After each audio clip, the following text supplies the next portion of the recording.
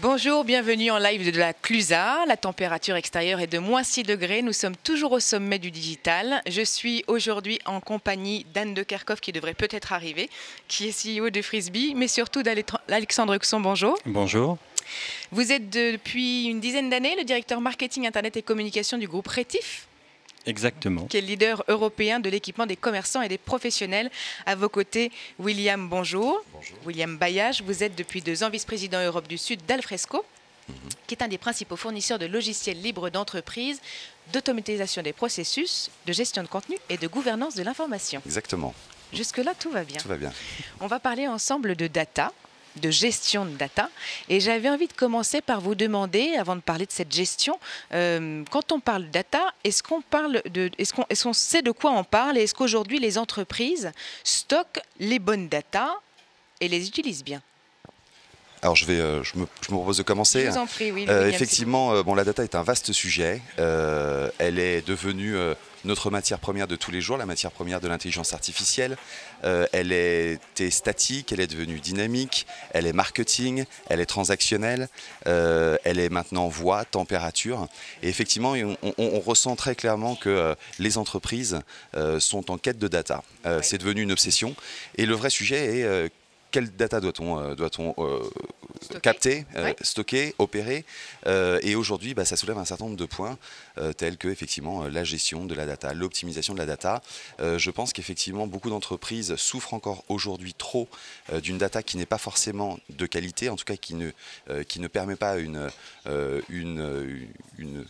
gestion et un traitement qui leur permettent d'avoir des résultats tangibles, rapides. Donc beaucoup de progrès à faire en termes de data. Voilà, de big data, la fameuse. Alexandre. Je rejoins le point, c'est vrai qu'on vit dans une époque où on n'a jamais eu, ou en tous les cas les marques et les enseignes n'ont jamais eu autant de data à disposition, que ce soit des data d'interaction, de comportement d'achat, même des data concernant finalement ce que les gens pensent, ce que les gens disent sur les réseaux sociaux. Donc on est très riche. Et l'enjeu maintenant pour les marques et puis pour les statisticiens, les data miners qui travaillent dans les équipes marketing, c'est de pas complètement se noyer dans cet océan de data, mais de trouver la bonne information. Et je pense que le plus important finalement, c'est peut-être de passer d'un mode big data à un mode de smart data, c'est-à-dire trouver la bonne information, très fine, le bon signal client qui va nous permettre, nous les marketeurs, de rebondir et d'envoyer les bonnes offres commerciales. Donc dans cet océan de data, je pense qu'il faut essayer de travailler à affiner les choses et à trouver la bonne information.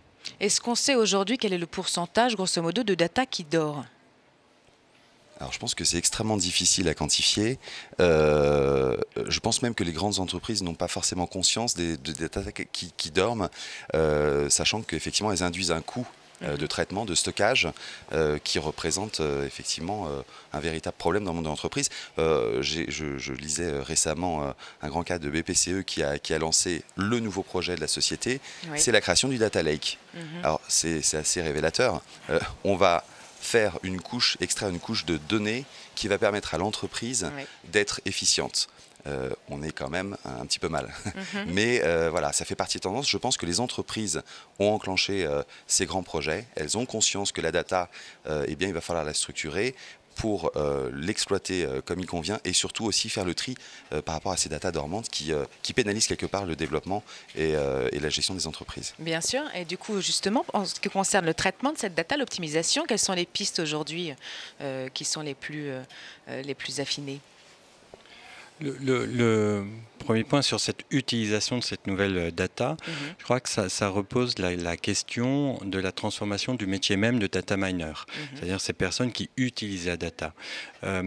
Il y a à repenser ce métier-là aussi, à le transformer. Et finalement, ce qui me semble important, c'est d'avoir des outils d'une grande agilité. Je disais, le risque, c'est de se perdre dans toute cette data. Et je pense que la meilleure façon, finalement, de ne pas se noyer complètement, c'est d'avoir une carte interactive qui se remet à jour en permanence à chaque nouvelle découverte, à chaque nouvel enseignement. Une carte qui se remette à jour et qui nous permette d'avancer de façon agile, mais sérieuse et avec précision dans cet univers de data. William. Je pense pour ma part aussi que en fait, on doit arrêter de penser autour de la data. Je pense que c'est la création de On valeur. s'en va alors, on arrête ce plateau tout de suite. Non, mais en fait, la data est une conséquence de ce qui doit être mis en place. Oui. C'est pas la data qui va définir ce qu'on doit faire. Donc, je pense qu'une meilleure gestion de la data serait plutôt de savoir qu'est-ce que l'entreprise doit mettre en œuvre pour pouvoir extraire une data ou pouvoir consommer une data qui lui est utile. Et après, une fois qu'on sait qu'elle est utile, qu'elle est qualifiée, elle est consommable, et bien là, on va pouvoir optimiser la manière dont on gère les data. Donc, ça vient selon plutôt moi de l'usage, oui, ça ne doit pas être une conséquence. On a un peu l'impression qu'aujourd'hui, on garde un peu tout en se disant on ne sait jamais, ça pourrait servir. C'est la course à la data. Et en parlant de data, justement, vous insistiez également, je ne sais plus si c'était en interview ou sur scène, sur la notion de valeur et de documents et sur les données à proprement parler qui sont stockées. Tout à fait. Alors, c'est vrai que le document est quand même le parent pauvre du digital. Paradoxalement, c'est pour autant le premier qui a enclenché les plus grandes transformations digitales, puisque dans les années 80, quand on parlait de gestion électronique de documents, dématérialisation de relevés de comptes, de contrats, c'est des systèmes de GED qui tournent encore aujourd'hui. Ça fait maintenant 30 ans, plus de 30 ans qu'on a ces systèmes-là, et ils arrivent en obsolescence, en rupture technologique par rapport aux nouveaux enjeux au travers qu'on voit autour des plateformes cloud, par rapport aux réseaux qui sont maintenant à l'extérieur de l'entreprise, et il y a une nécessité pour l'entreprise de regagner la main et de reprendre la main sur ses opérations digitales. Comment faire la liaison entre mon monde interne et le monde externe de manière totalement intégrée pour pouvoir gérer ces contenus. Les documents aujourd'hui restent encore une mine de données dormantes. On peut extraire des datas, on peut indexer des documents, le document en tant que tel, l'image en tant que telle est une data aussi. Elle est trop souvent déconnectée des plateformes digitales et c'est un des enjeux de la plateforme digitale d'Alfresco également, puisque cette nouvelle plateforme est portée sur le cloud et permet aux entreprises de gérer leurs flux entrants et sortants, qu'il s'agisse de data, de documents ou même d'événements au sens processus du terme. D'accord. Vous voulez rebondir, Alexandre? Non, je crois que quand on parle de data, effectivement, il faut vraiment considérer le sujet dans le sens large. C'est pas simplement de l'information mathématique, c'est aussi du document, mais c'est aussi de l'image, c'est aussi du vocal. Et c'est là où le sujet devient vraiment passionnant. C'est-à-dire que cette transformation du métier de la data qu'on évoque et qu'on a beaucoup évoqué passe aussi par un champ technologique qui est encore à imaginer et à construire. Et c'est là tout le passionnant de l'affaire. C'est surtout dans le traitement de ces datas qu'il y a encore beaucoup à faire. De la maîtrise, bien sûr, il y a les aspects purement techniques d'hébergement, mais il y a aussi la maîtrise de l'information et puis le sens qu'on lui donne et la façon de l'utiliser. Donc la chaîne complète doit être finalement repensée pour tenir compte de cette nouvelle richesse. Mais c'est un peu, comme on dit... C'est ce qui est à l'œuvre ou pas du tout? C'est les débuts, c'est le début, il me semble. On est vraiment dans des phases d'amorce, de démarrage. On voit là il y a quelques mois Amazon qui a lancé sur sa plateforme cloud des centaines de services qui permettent à des entreprises d'aller capter des informations qui sont de la voix, de pouvoir accéder à des algorithmes de traitement pour exposer des services d'intelligence artificielle. Alors ça peut aller très très loin. On a eu l'occasion d'avoir un intervenant d'Amazon à un événement Paris Alfresco Day qu'on a organisé en octobre dernier, qui nous indiquait que Tinder, par exemple, utilise des algorithmes Amazon pour consolider des matchs et optimiser les matchs. Donc on voit que le monde se transforme, on capte des données, on fait travailler les données et ça vit, une donnée ça vit. Donc pour en revenir sur les données dormantes, effectivement, plus les données sont inactives, plus elles coûtent cher à l'entreprise. Amazon et Alfresco, par exemple, permettent aux entreprises d'économiser le coût de stockage des documents, parce que le coût du stockage du document est un véritable enjeu. On met ça dans des serveurs, dans des baies de stockage, et puis ça s'empile, ça s'empile. Après, il faut retrouver les documents par moment, on doit indexer, on doit entretenir tout ce capital documentaire. Et bien aujourd'hui, on a la possibilité de délester tout son système d'information sur l'offre Glacier d'Amazon et de pouvoir payer uniquement à la demande si on a besoin de retrouver le document. Et je trouve que c'est un bel exemple justement d'optimisation de la gestion de la data. Ouais. Par rapport à ce qui peut se dire à l'intérieur sur la data, je finirai par 3 choses que j'ai entendues et dont j'avais envie de discuter avec vous, ou plutôt les questions que ça soulève. La première chose, c'est le cloud n'existe pas. J'ai entendu cette phrase en passant hier, c'était Cyril Paglino qui en parlait, qui expliquait que donc, dès lors, la sécurité qu'on pouvait imaginer entourer le stockage des données était absolument fausse, inexistante. Oui, alors pour le coup, je suis pas trop. Je n'arrive même pas à percevoir le sens en fait du propos parce que je pense que la donnée est partout et le cloud est pour moi est une réalité. Oui. Après, le véritable enjeu est de savoir comment est-ce qu'on va embrasser le monde du cloud. Après, ça pose aussi les problèmes de souveraineté de la data, bien évidemment, avec tout ce qu'on connaît sur le plan légal, RGPD, etc. Mais pour moi, le cloud est et sera. J'ai pas trop de choses à ajouter là-dessus.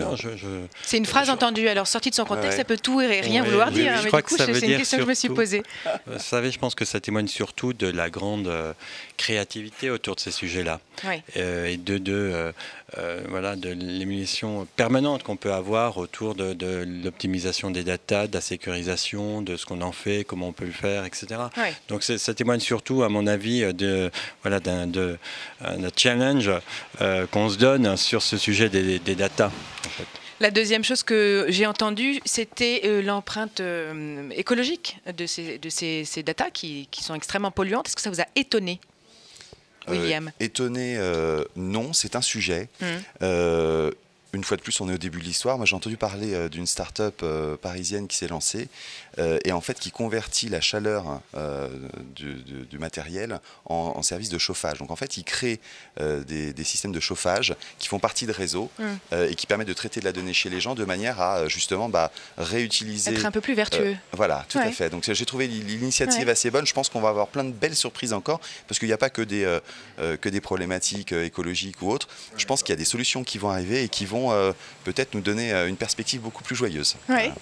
Alexandre ? Ça ne m'a pas étonné de la même façon parce que ce que je crois, c'est que les consommateurs de façon générale, et nous sommes, nous marketeurs aussi, et marques et enseignes des consommateurs comme tout le monde, des êtres humains, cette recherche de sens et cette responsabilité qu'on peut ressentir comme vive et importante pour les sujets autour de la préservation de la planète, de l'environnement et du développement durable, je pense que ça concerne tous les métiers.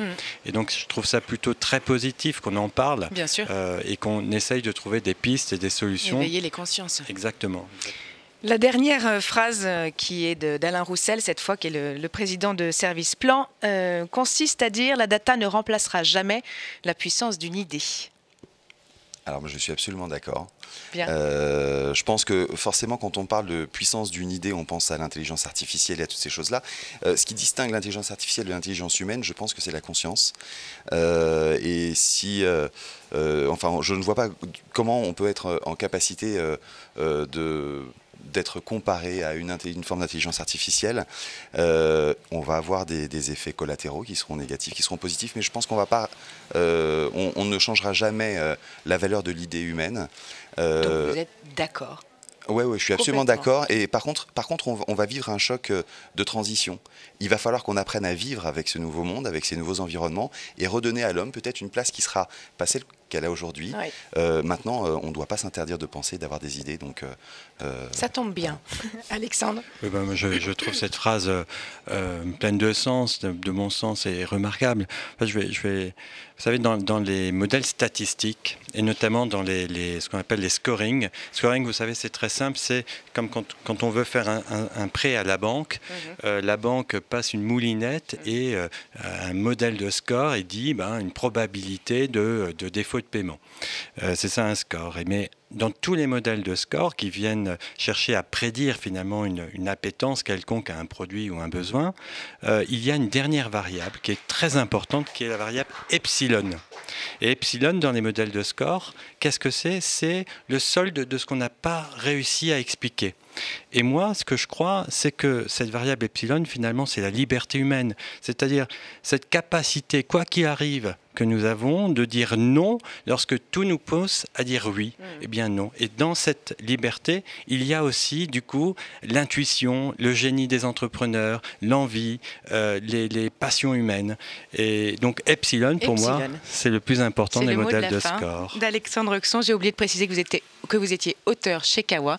Merci à tous les deux d'avoir été avec moi sur ce plateau. Merci à vous. Restez avec nous, on retrouve la prochaine interview de French Web à 9h30 sur ce même plateau.